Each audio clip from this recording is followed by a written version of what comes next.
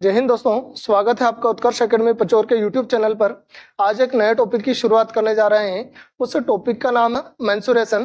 क्षेत्र मिति में क्या क्या पढ़ा जाता है, सबसे पहले उस पर बात करते हैं, उसको समझने की कोशिश करते हैं। तो क्षेत्र मिति अर्थात मेंसुरेशन वाला टॉपिक है। इसमें दो प्रकार के स्ट्रक्चर की बात होती है। एक तो 2D स्ट्रक्चर अर्थात द्विविमीय संरचना वाले स्ट्रक्चर, जैसे कि वर्ग, आयत, त्रिभुज, चतुर्भुज और वृत्त। इस प्रकार के जो स्ट्रक्चर रहते हैं इनमें मात्र दो विमाएं होती है, लंबाई और चौड़ाई, जिस कारण से इसे 2D या द्विविमीय संरचना कहा जाता है। इसमें ऊंचाई का जिक्र नहीं होता, इसमें सिर्फ लंबाई और चौड़ाई का जिक्र होता है। क्लियर। उसके बाद मेंसुरेशन का जो सेकंड पार्ट रहता है उसमें पढ़ा जाता है त्रिविमीय अर्थात 3 विमाओं वाले स्ट्रक्चर का।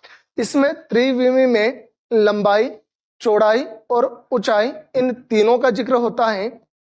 अर्थात त्रिविमीय अर्थात 3D स्ट्रक्चर वाले जो प्रश्न रहते हैं उसमें आयतन के बारे में पढ़ा जाता है, जैसे गोला और शंकु।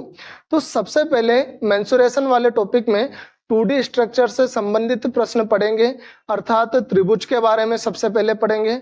और त्रिभुज की आज से शुरुआत करने वाले हैं। त्रिभुज होता क्या है, कितने प्रकार के त्रिभुज रहते हैं और किस प्रकार से इन त्रिभुजों का क्षेत्रफल ज्ञात किया जाता है, इनकी ऊंचाई ज्ञात की जाती है, उन सभी बातों पर एक के बाद एक चर्चा करते हैं।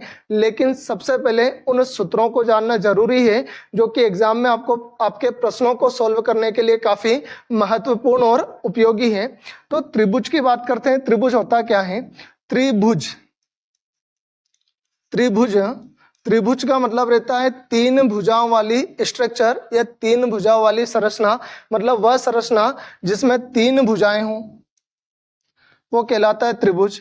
इंग्लिश में इसको ट्रायंगल बोला जाता है। ट्रायंगल मतलब जिसमें 3 एंगल हो, 3 कोण हो, उसे त्रिकोण भी कहा जाता है या त्रिभुज भी कहा जाता है।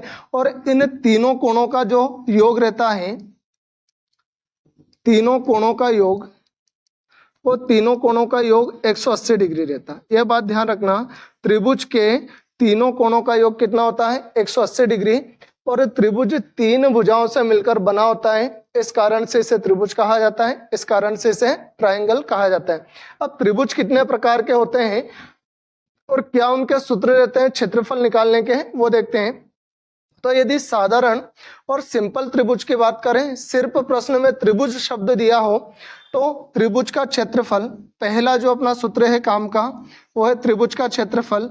एरिया ऑफ ट्रायंगल वो रहता है 1/2 गुणित आधार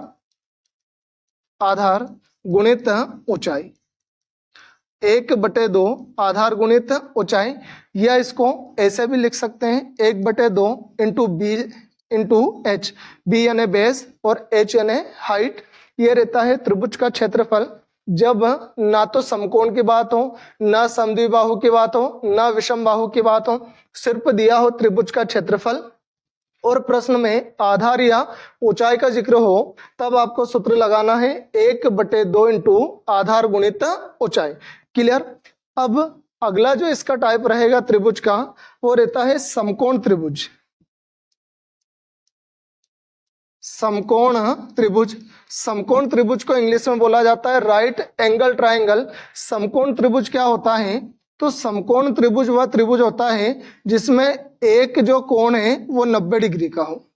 समकोण त्रिभुज राइट एंगल ट्रायंगल वह रहता है जिसका एक कोण 90 डिग्री का हो, वह कहलाता है समकोण त्रिभुज। और समकोण त्रिभुज में जो 90 डिग्री के कोण के सामने की भुजा रहती है ये कहलाती है कर्ण, एच हाइपोथेनस। ठीक है। उसके बाद ये जो रेखा रहती है इसे बोला जाता है लंब, परपेंडिकुलर। और नीचे की जो भुजा रहती है इसे कहा जाता है आधार या बेस। इस बात को आप ध्यान रखना, 90 डिग्री के सामने की भुजा हमेशा कर्ण रहती है। समकोण त्रिभुज में एक कोण हमेशा 90 डिग्री का बनता है, इसी कारण से इसको राइट एंगल ट्रायंगल या समकोण त्रिभुज कहा जाता है। और जब भी समकोण त्रिभुज के क्षेत्रफल की बात हो तो फिर उसके लिए सूत्र रहेगा समकोण त्रिभुज का क्षेत्रफल area of right angle triangle 1/2 आधार गुणित लंब, 1/2 आधार गुणित लंब। इसमें ऊंचाई की जगह पर सिर्फ क्या जुड़ जाएगा, लंब जुड़ जाएगा। बाकी वो की वही कहानी इसमें रहेगी जो कि सिंपल वाले त्रिभुज के क्षेत्रफल में थी, 1/2 आधार गुणित ऊंचाई, और यहाँ पर हो जाएगा 1/2 आधार गुणित लंब। क्लियर? ये दो सूत्र अपने क्षेत्रफल के हो गए। अब बारी है अगले प्रश्न में समबाहु त्रिभुज के बारे में। समबाहु त्रिभुज मतलब वह त्रिभुज जिसकी सभी भुजाएं समान हो।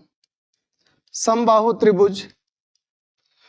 त्रिभुज अर्थात इक्विलेटरल ट्रायंगल मतलब वह त्रिभुज जिसकी तीनों भुजाएं समान हो, वह कहलाता है समबाहु त्रिभुज।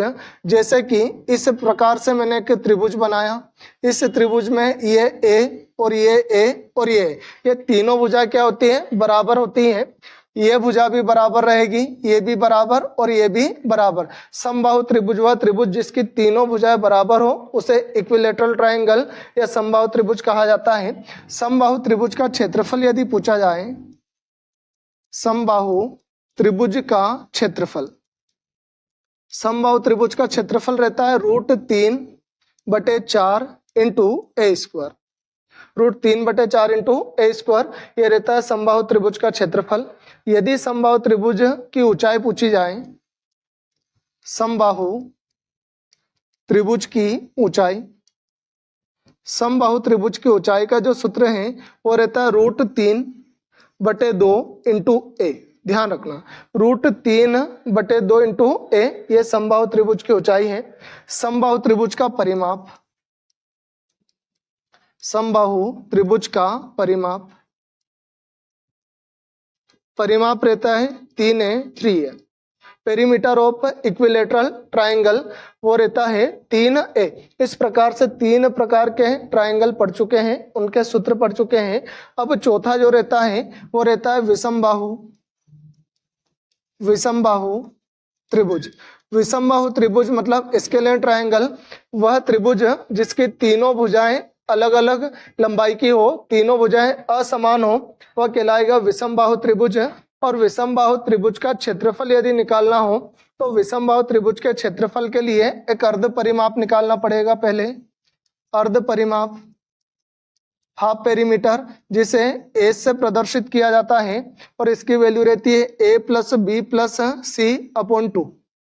मतलब तीनों भुजाओं की लंबाई का योग और उसको 2 से डिवाइड करेंगे तो एस की वैल्यू निकल कर आएगी। और जब एस की वैल्यू निकल कर आ जाती है तो इसके क्षेत्रफल के लिए एक सूत्र लगता है S into s minus a, s minus b और एस माइनस सी। इस प्रकार से चारों जो ट्राइंगल है उन ट्राइंगलों का एरिया निकाल सकते हैं, उनकी लंबाई निकाल सकते हैं, उनकी ऊंचाई निकाल सकते हैं, उनका आधार ज्ञात कर सकते हैं। हर चीज यहाँ पर निकाली जा सकती है। अच्छा, जब यदि आपको समकोण त्रिभुज का क्षेत्रफल तो आप निकाल सकते हैं, लेकिन ऊंचाई की बात करें तो ऊंचाई भी आपकी आराम से निकल सकती है। जैसे कि यहाँ पर दे रखा है त्रिभुज का क्षेत्रफल बराबर 1/2 गुणित आधार गुणित ऊंचाई।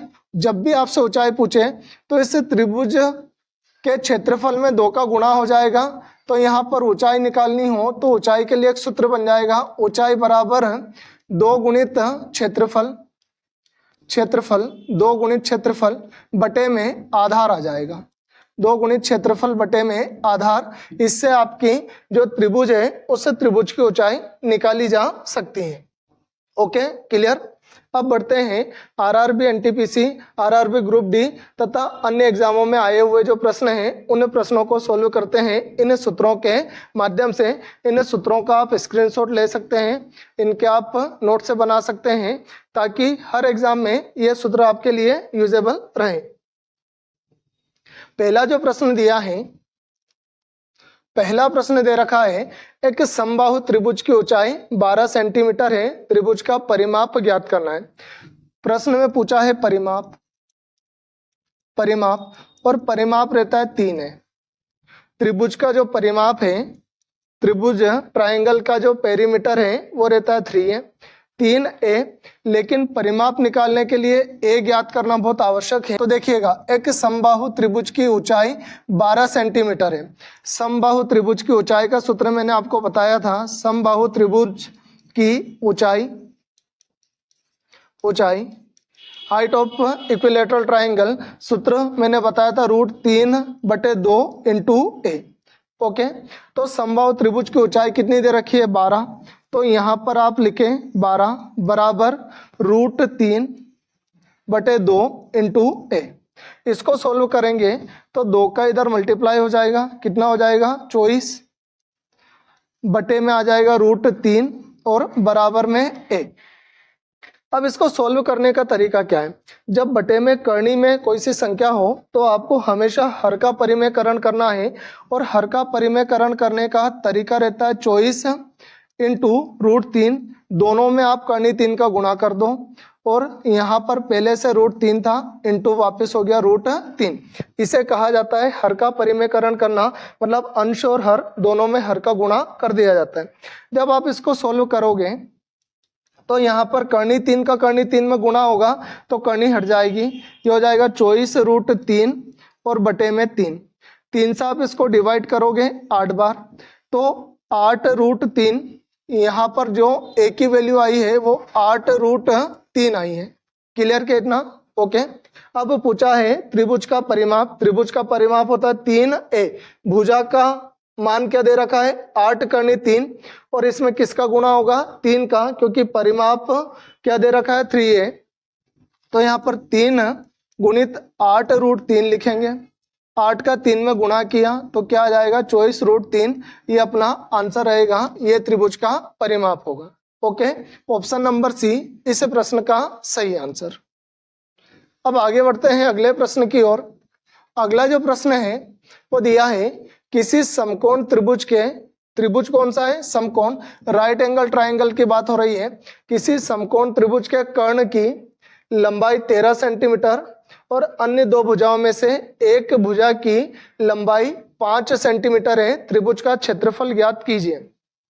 सबसे पहले आप ध्यान दीजिएगा, त्रिभुज कौन सा है? समकोण त्रिभुज, राइट एंगल ट्राइंगल की बात हो रही है। समकोण त्रिभुज होता क्या है?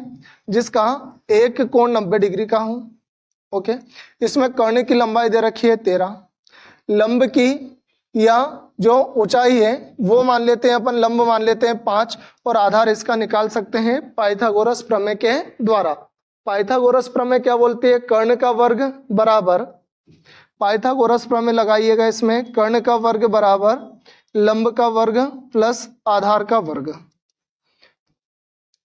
कर्ण का वर्ग मतलब 13 का वर्ग, लंब का वर्ग मतलब 5 का वर्ग, आधार को मान लेंगे x²। ओके, 13 का वर्ग होता है 169, यहाँ पर 5 का वर्ग होता है 25 प्लस x²।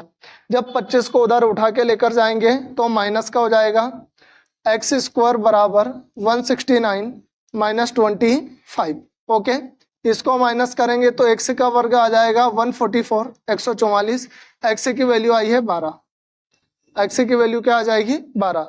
अब जब x की वैल्यू अपने पास 12 आ चुकी है तो फिर आप ध्यान रखें, समकोण त्रिभुज का क्षेत्रफल मैंने आपको बताया था, समकोण त्रिभुज का क्षेत्रफल, area of right angle triangle, वो मैंने लिखा था 1/2 इंटू आधार, आधार इंटू लंब, आधार इंटू लंब। 1/2, आधार आया अपना 12, लंब कितना था? 5, 2 से काटा 6 बार, 6 पंज 30, अर्थात इस समकोण त्रिभुज का क्षेत्रफल कितना आया? 30 centimetre square, 30 centimetre square. Option number C इस प्रश्न का सही आंसर होगा। सबसे पहले आपको इसका आधार निकालना है पाइथागोरस प्रमेय से, उसके बाद समकोण त्रिभुज का क्षेत्रफल लगाना है, क्षेत्रफल का सूत्र लगाना है 1/2 आधार गुणित लंब। अब बढ़ते हैं अगले प्रश्न की ओर। अगला प्रश्न दिया है, किसी त्रिभुज की तीनों भुजाओं की लंबाई क्रमशः 12 सेंटीमीटर, 15 सेंटीमीटर और 21 सेंटीमीटर। सभी की लंबाई अलग अलग दे रखी है, एक की 12, एक की 15 और एक की 21। और मैंने आपको बताया था कि त्रिभुज की यदि तीनों भुजाओं की लंबाई अलग अलग हो तो वह त्रिभुज रहता है विषम बाहु त्रिभुज। तो यहाँ पर कौन सा त्रिभुज है? ये विषम बाहु त्रिभुज। विषमबाहु त्रिभुज जिसकी तीनों भुजाएं अलग अलग है। कौन कौन सी है? एक 12 है, एक 15 है और एक 21 है। जब भी विषमबाहु त्रिभुज का क्षेत्रफल पूछा जाए तो आपको अर्ध परिमाप वाला सूत्र लगाना है। अर्ध परिमाप एस बराबर होता है ए प्लस बी प्लस सी। ए की वैल्यू है 12, बी की है 15 और सी की है 21 और इन तीनों को टोटल करके 2 से डिवाइड करना है। इन तीनों को जोड़ेंगे तो कितना आया? 48। उसमें 2 से भाग दें तो एस की वैल्यू आ जाएगी 24। ओके, एस की वैल्यू कितनी आई है? 24। अब एस की वैल्यू 24 आई तो मैंने आपको एक सूत्र बताया था, s into s minus a into s minus b और इंटू एस माइनस सी। एस माइनस सी वाला सूत्र लगाएंगे तो आप एस की वैल्यू रखेंगे 24। ओके, इंटू अब एस माइनस ए मतलब 24 में से 12 गया तो कितना बचा? 12। फिर 24 में से माइनस बी मतलब 15 जाएगा तो 15 जाएगा तो कितना बचा? 9 इंटू 24 में से 21 जाएगा तो कितना बचेगा? 3। इस प्रकार से अपनी वैल्यू आई है √24 इंटू 12 इंटू 9 इंटू 3। ध्यान रखना आप, या आप डायरेक्ट ऐसे भी याद रख सकते हैं कि तीनों को जोड़कर 2 का भाग देना है। उसके बाद जो भी वैल्यू आए उसमें से पहली भुजा की वैल्यू को घटाना है, फिर दूसरे को और फिर तीसरी को, और उनको सबको रूट या करनी के अंदर लिखना है। अब कॉमन कैसे लिया जाता है वो थोड़ा सा ध्यान रखें। यहाँ पर आपको ऐसी संख्या ढूंढनी है जिस संख्या का एक से अधिक संख्याओं में भाग चला जाए। तो यहाँ पर 12 का 12 में भी जाएगा और 24 में भी। तो आप 12 को निकाल लो कॉमन, इधर 2 बार भाग गया तो 2, इधर 1 बार गया तो 1। क्लियर? उसके बाद क्या बचा है? इंटू में 9। एक बार आपको थोड़ा मैं समझा देता हूं, 9 और इंटू 3। अब क्या कॉमन निकाल सकते हैं? 3 कॉमन निकाल सकते हैं। 12 पहले से कॉमन था, 12 इंटू 3 हो जाएगा। यहाँ पर क्या बचेगा? 2 इंटू 1 इंटू 3 और इंटू 1।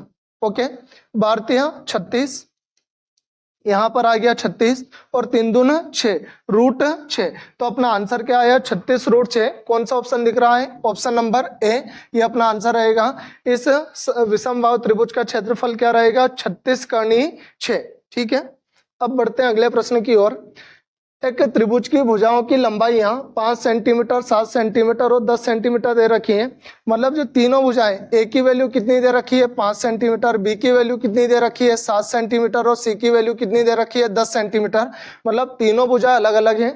तो विषमबाहु त्रिभुज का मतलब अर्ध परिमाप एस वाला सूत्र लगेगा और एस की वैल्यू क्या रहती है? A plus B plus C divided 2। 10 7 17 5 22, 22 में 2 का भाग देंगे, 2 का भाग देंगे तो एस की वैल्यू कितनी आई है? 11। अपने पास एस की वैल्यू क्या आ जाएगी? 11 आ जाएगी। फिर सूत्र मैंने आपको बताया था, s into s minus a into s minus b into s minus c. तो s into s minus a, s minus b और एस माइनस सी वाला सूत्र आप वापस से लगाइए।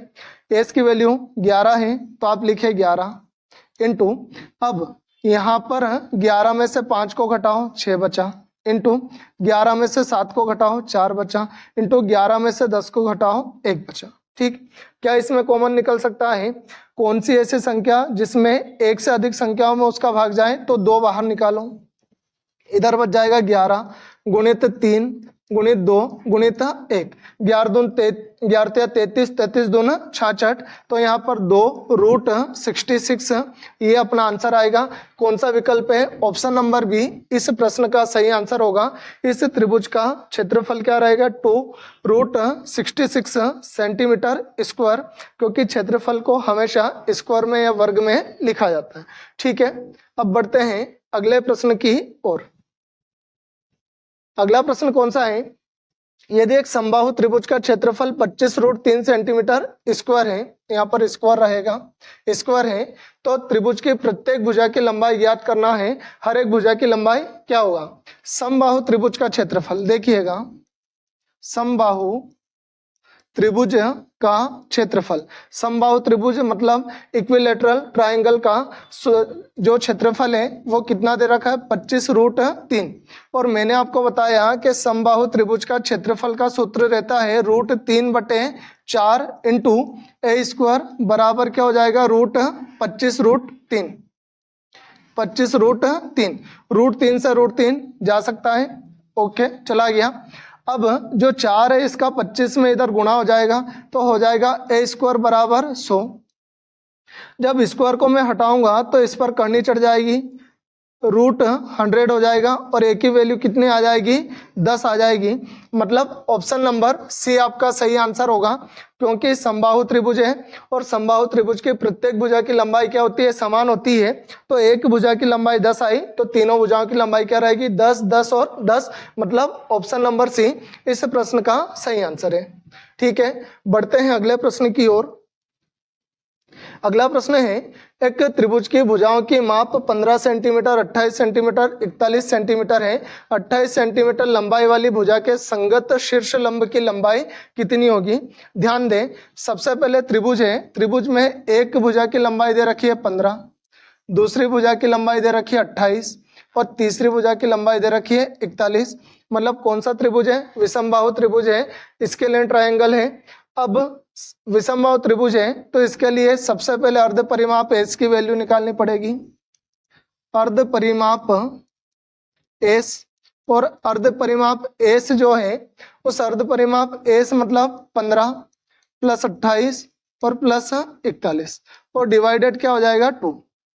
इनको जोड़िएगा, कितना आ रहा है, इनको यदि जोड़ते हैं तो 28 और 41 और 15 मतलब 4, 2, 6, 6 और 1 7 हो गए 70, 8 और 1 9, 9 और 5 कितना 14, तो 70 और 14 84, 84 डिवाइडेड 2 करेंगे तो एस जो है उसकी वैल्यू आएगी 42। एस की वैल्यू क्या आ गई 42। एस की वैल्यू 42 आई है तो सबसे पहले इसका क्षेत्रफल निकालते हैं। क्षेत्रफल क्या होता है, एस इंटू एस माइनस ए, जो अभी करते आ रहे हैं। 42 लिखा, 42 में से 15 को घटाओ, 42 में से 15 को घटाया तो भाई कितना बचा 27, 27 को लिखा। ओके, उसके बाद 42 में से 28 को घटाओ, 42 में से आपने 28 को घटाया बचेगा 14। ओके, फिर उसके बाद 42 में से 41 को घटाया तो बचा 1। इस प्रकार से क्षेत्रफल निकालना है। सबसे पहले क्या कॉमन ले, तो यहाँ पर 14 कॉमन लीजिएगा, 14 बाहर आया तो यहाँ पर 14 × 42, 27 वैसा का वैसा ही, एक वो का वही, 14 कम 14 और एक वैसा का वैसा।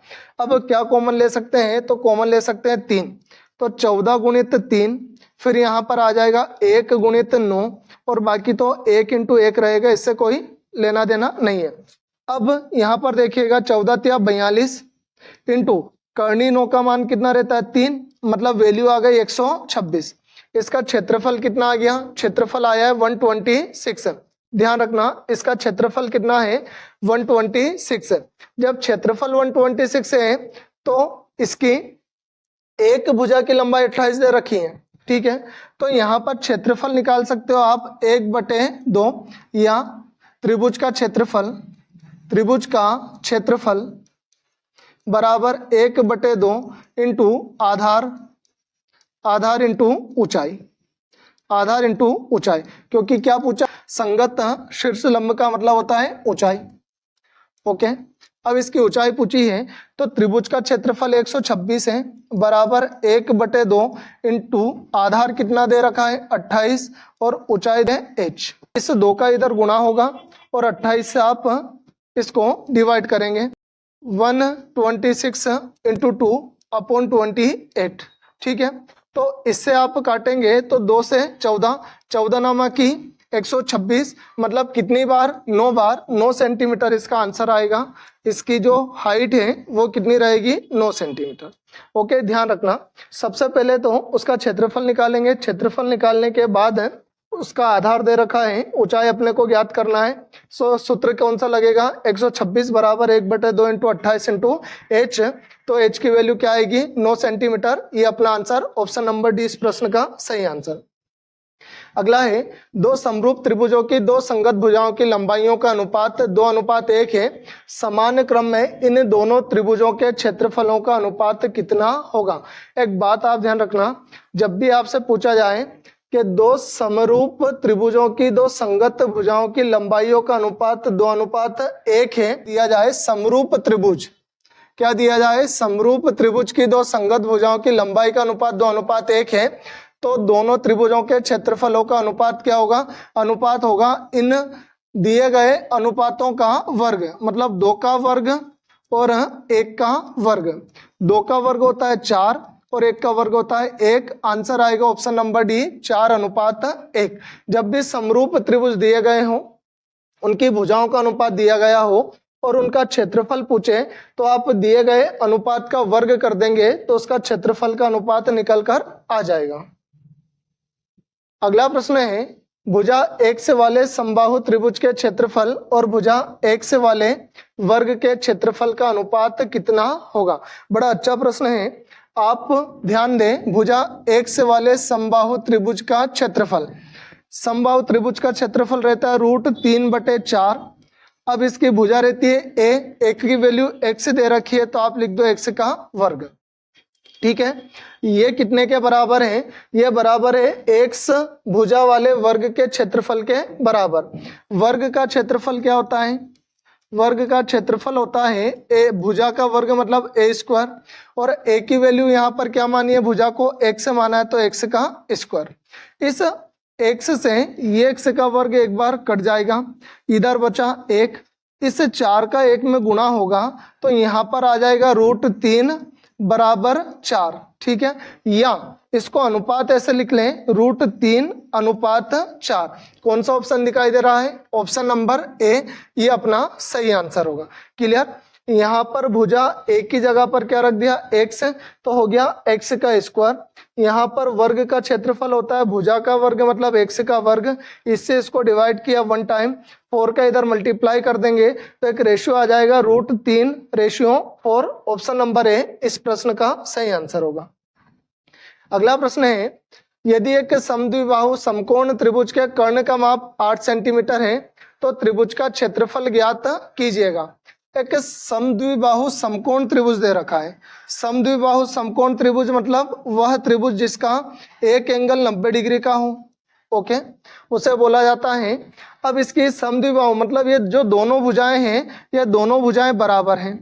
कर्ण जो है उस कर्ण का मान या वैल्यू कितनी दे रखी है? 8।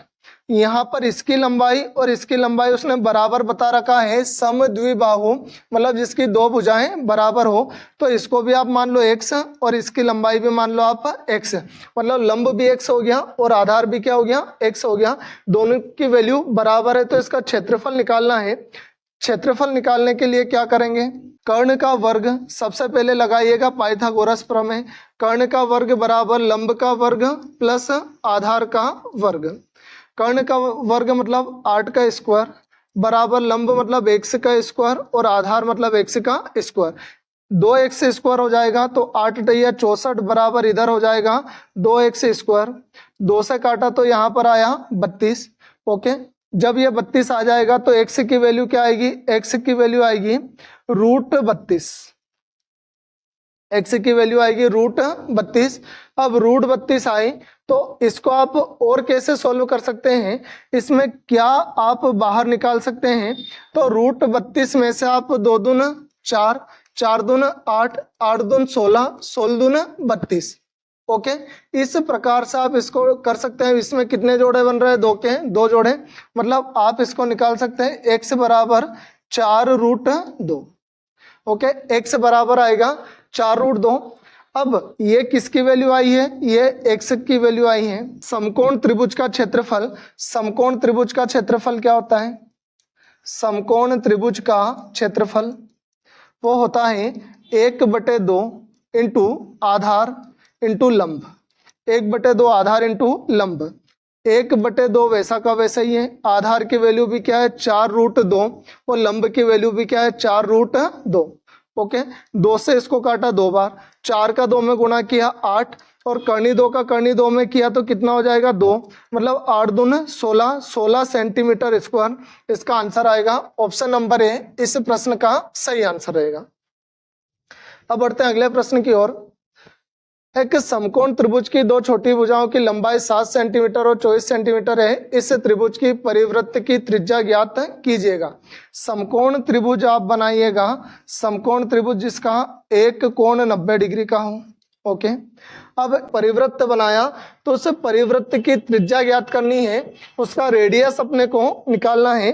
जो त्रिभुज का परिवृत्त की त्रिज्या रहती है वो त्रिज्या रहती है कर्ण का आधा। आप लिखिएगा यहाँ पर समकोण त्रिभुज के परिवृत्त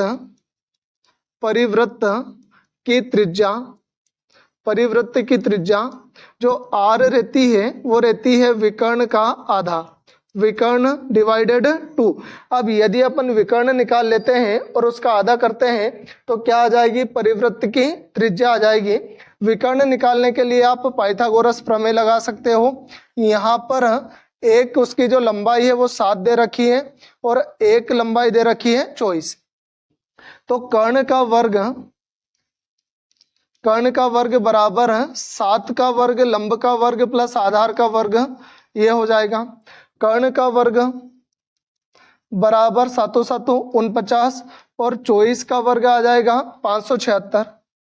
ओके, तो कर्ण का वर्ग बराबर आ जाएगा 625। जब वर्ग हटाएंगे तो रूट 625 होगा और रूट 625 का मतलब क्या रहता है, 25। तो कर्ण क्या आया, कर्ण का मान आया है 25। जो कर्ण या विकर्ण है उस विकर्ण की वैल्यू कितनी आई है, 25। और मैंने बोला कि समकोण त्रिभुज के परिवृत्त की जो त्रिज्या होती है वो विकर्ण का आधा होता है, मतलब 25 का आधा कर दो। 25 का आधा रहेगा 12.5, 12.5।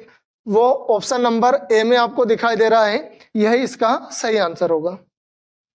अगला प्रश्न है, किसी समबाहु त्रिभुज का क्षेत्रफल 49√3 सेंटीमीटर है, उस त्रिभुज की भुजा की लंबाई ज्ञात कीजिएगा। दिया है समबाहु त्रिभुज का क्षेत्रफल और मैंने आपको बताया समबाहु त्रिभुज का क्षेत्रफल का सूत्र रहता है √3/4 इंटू ए स्क्वायर और उसकी वैल्यू कितनी दे रखी है, 49√3। ओके ठीक है, क्या कर सकते हैं, यहाँ पर √3 से √3 को काटा, 4 का इधर मल्टीप्लाई कर सकते हो तो इधर हो जाएगा ए स्क्वायर बराबर है 49 इंटू 4। ठीक, जब आप वर्ग हटाओगे कर्णी ए स्क्वायर आ जाएगा 49 इंटू 4। 49 का वर्गमूल होता है 7 और इधर होता है 2, तो एक की वैल्यू आई है 14। एक की वैल्यू कितनी आ जाएगी, 14। जब एक की वैल्यू 14 आई है और यही पूछा गया था, ऑप्शन नंबर बी में अपने को दिखाई दे रहा है 14 सेंटीमीटर। ठीक है, ये अपने प्रश्न का आंसर। अगला प्रश्न है, एबीसी एक समबाहु त्रिभुज है, पीक्यू और आर क्रमशः AB, BC और AC भुजाओं के मध्य बिंदु है। त्रिभुज की भुजा की लंबाई 4 सेंटीमीटर है। त्रिभुज PQR का क्षेत्रफल ज्ञात कीजिएगा। आप अच्छे से इस प्रश्न को पढ़िएगा। एक त्रिभुज दे रखा है A, B और C। ओके, यहाँ पर AB, BC और AC भुजाओं के मध्य बिंदु है। एक बिंदु ये है, एक बिंदु ये और एक बिंदु ये। इन तीनों बिंदुओं को आपस में मिलाकर एक त्रिभुज बनाया गया है इस प्रकार से। ठीक है, यहाँ पर AB, BC और AC के मध्य बिंदु है, एक बिंदु ये, एक ये, एक ये, और इनको मिलाकर एक त्रिभुज बनाया गया है। इस त्रिभुज का नाम है PQR।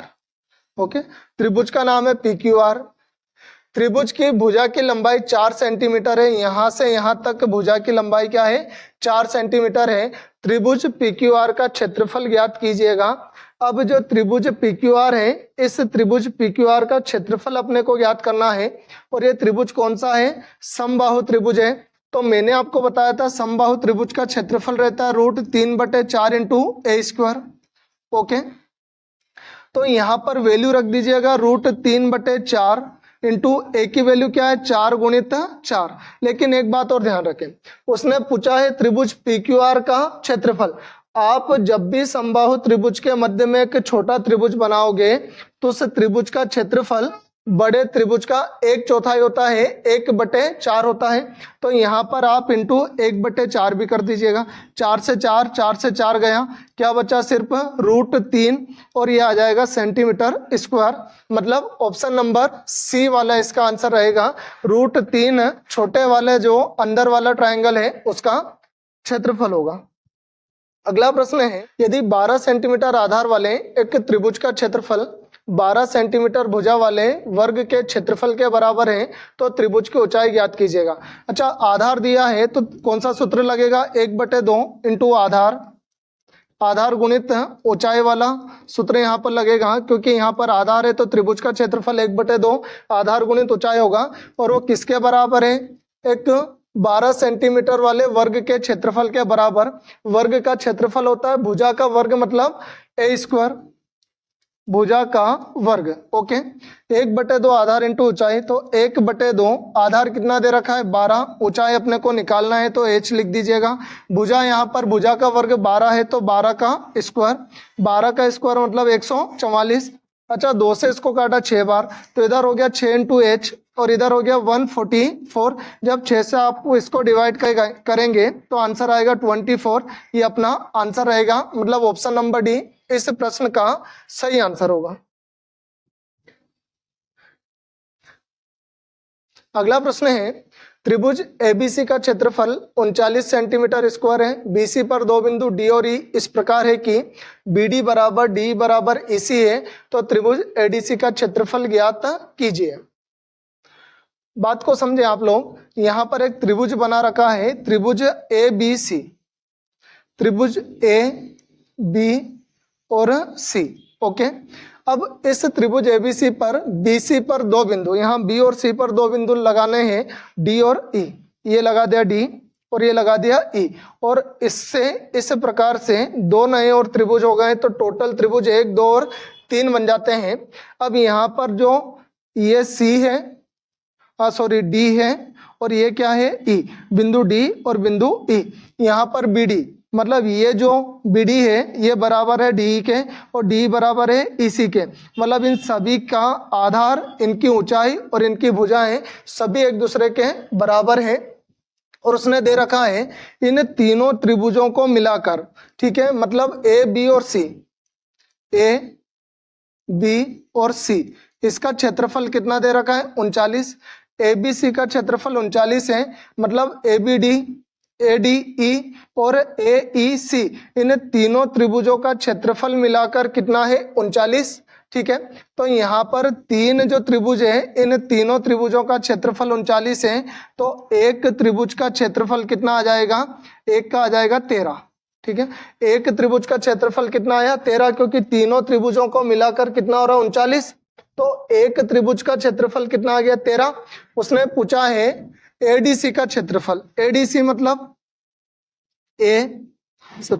एडीसी का पूछा है, ए बी और सी, इसका क्षेत्रफल पूछा है। तो तीनों त्रिभुजों का क्षेत्रफल 39 था, एक त्रिभुज का क्षेत्रफल 13 आया, तो दो त्रिभुजों का क्षेत्रफल पूछा है, तो दो त्रिभुजों का क्षेत्रफल हो जाएगा 13 इंटू 2 मतलब 26 सेंटीमीटर स्क्वायर। ऑप्शन नंबर कौन सा आ जाएगा, ए आ जाएगा। ये इस प्रश्न का सही आंसर होगा। अगला प्रश्न है, दो समरूप त्रिभुजों के संगत ऊंचाई 8 सेंटीमीटर और 11 सेंटीमीटर है, उनके क्षेत्रफलों का अनुपात ज्ञात कीजिएगा। मैंने पहले भी आपको बताया, यदि संगत ऊंचाइयां हो, समरूप भुजाएं हो, तो फिर उनका जो क्षेत्रफल है वो उनका वर्ग हो जाएगा, मतलब 8 का वर्ग और 11 का वर्ग, 8 8 64 और 11 का वर्ग 121, ये इसका क्षेत्रफल होगा, मतलब ऑप्शन नंबर ए इस प्रश्न का सही आंसर होगा। अगला प्रश्न है, यदि किसी समबाहु त्रिभुज की प्रत्येक भुजा को 3 गुना कर दिया जाए, यदि समबाहु त्रिभुज इक्विलैटरल ट्रायंगल की यदि भुजाओं को 3 गुना कर दिया जाता है तो उनका क्षेत्रफल 9 गुना हो जाता है। ध्यान रखना, क्षेत्रफल कितना हो जाता है 9 गुना। अगला प्रश्न है, एक आयत जिसके आयाम 4 सेंटीमीटर और 5 सेंटीमीटर है को मोड़कर एक समबाहु त्रिभुज बनाया जाता है। एक आयत है, उस आयत की भुजाएं हैं 5 सेंटीमीटर और 4 सेंटीमीटर, इसको मोड़कर एक समबाहु त्रिभुज बनाया जाता है। तो इसको मोड़ेंगे तो समबाहु त्रिभुज बनाएंगे, तो इसको मोड़ने के लिए जितने समबाहु त्रिभुज के लिए जितने तार की आवश्यकता रहेगी, जितनी लंबाई की आवश्यकता रहेगी, वो लंबाई रहेगा आयत का परिमाप। और आयत का परिमाप होता है, आयत का परिमाप होता है 2 गुणित लंबाई प्लस चौड़ाई, 2 गुणित लंबाई प्लस चौड़ाई। 2 यहाँ पर हो गया, लंबाई कितनी दे रखी है 4, चौड़ाई कितनी हो गई 5, मतलब इसका आयत का परिमाप हो गया 18। तो टोटल जो लंबाई है वो 18 है। ओके, अब इस प्रकार निर्मित समबाहु त्रिभुज का क्षेत्रफल ज्ञात कीजिए। यहाँ पर समबाहु त्रिभुज का जो क्षेत्रफल है वो समबाहु त्रिभुज का क्षेत्रफल रहता है √3/4 इंटू ए स्क्वायर।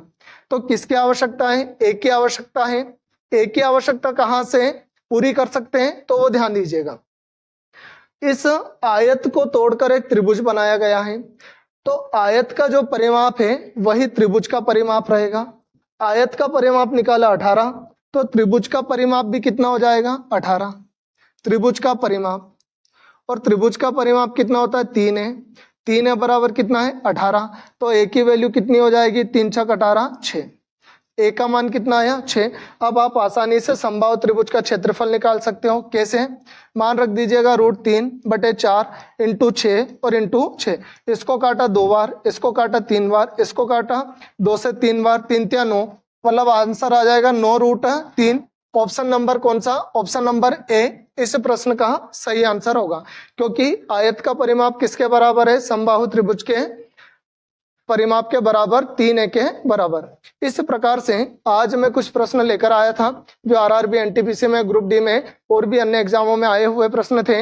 ये त्रिभुज से संबंधित, त्रिभुज के क्षेत्रफलों से संबंधित प्रश्न थे। आज के लिए बस इतना ही। अगले वीडियो में मैं नए टाइप के प्रश्न लेकर आऊंगा। यदि आपको वीडियो अच्छा लगा तो इसे लाइक करें, शेयर करें तथा सब्सक्राइब करें उत्कर्ष एकेडमी पचोर के यूट्यूब चैनल को। जय हिंद, जय भारत।